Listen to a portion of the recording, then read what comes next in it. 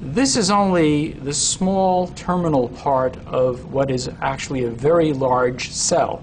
So we're only seeing a small part of this very large motor neuron. This right over here would be a neurolemmacyte or a Schwann cell, and there's another Schwann cell represented right over here. These Schwann cells are providing myelination for this axon of this motor neuron. This is the axon terminal, and if we look more closely at it, you can see what happens at this axon terminal. You can see how there is a number of branches that occur at this axon terminal, and at the very end of these branches you see these swellings. These would be referred to as the synaptic end bulb or the synaptic end knobs. This is where you find a large concentration of the vesicles which contained the neurotransmitter acetylcholine.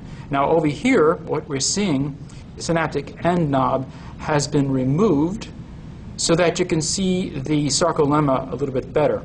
And if we look more closely at the sarcolemma, you can see that it has this wrinkled or corrugated appearance. Because of the wrinkling, the corrugation, you can place a lot more receptors in this location to more effectively receive the message that is being provided by the release of acetylcholine. This region of the sarcolemma where you have this corrugation, which contributes to the synapse, is referred to as the motor end plate. Here is another view. You can see right over here is where the motor neuron has been cut, and we can look at that more closely.